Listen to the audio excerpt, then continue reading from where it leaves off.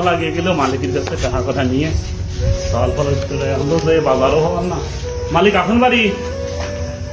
আছেন? আমাদের টাকাটা দেন। কিনা রে এ পাইছি আইছিস নাকি? তোর কি কাজ হয়ে গেছে? আমার কাজ হয়ে গেছে, আমি চলে আইছি। সন্ধ্যা তো লাগিয়ে গেছে, আপনি তো আসতে দিলেন না, চলে আসতো। মালিক আমার টাকাটা দেন, আমি বাড়ি যাই। এই যে নে তোর টাকা, যে তোর টাকা নিয়ে আমি বসেছিলাম, ধর।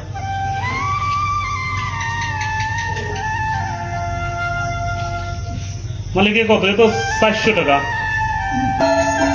তোর হচ্ছে 400 টাকাই। তুই যে কাজ করছিস, আমার কাজ সারাদিনে আগায়নি, তুই কাজ আগাস নেই, তোর আমি আর টাকা দিতে পারবো না। তুই 400 টাকায় তোর মজুরি, তোর 400 টাকা আমি 1 টাকাও মালিক আমি 400 টাকা আমি নিয়ে যেতে পারলাম না, আমার 500 টাকা পুরো দিতে হবে।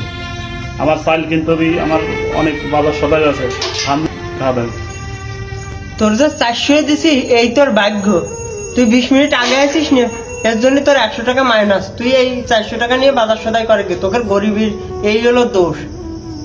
তুই এখন বাড়ি যেতে, আমার এই গরমের সময় আইসি এখন বাজারেতে, আমার আর এত রাগাস নি, আমার আর বসে থাকতে দে। আপনারা এই গরিবের সাথে এত অন্যায় করেন কেন? সকালে ঠিক করে নিয়ে আলেন 500 টাকা দেবেন, আর এখন 400 টাকা দিচ্ছেন। তাহলে গরিবের 100 টাকা মারে আপনার কি কিছু হবে? আমার অনেক ক্ষতি হবে। 100 টাকা আমার না হলে ঘরে আমি চাল কিনতে পারবেন না। আপনাদের এই হলো একটা সমস্যা। আমার ওই 100 টাকা দেন, আমি যাই, আমার করতে দিন। এই তুই যাবি আনতি? আমার যে গরম লাগছে না, তোর গাছ ধাক্কা দিয়ে আমি বের করবো, তুই আনতে যা।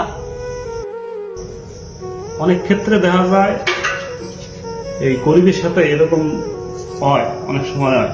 তা সবাইকে অনুরোধ করছি যে আপনারা গরিবের সাথে এইভাবে ব্যবহার করেন না, আর আপনারা গরিবের সাথে এইভাবে অন্যায় করবেন না।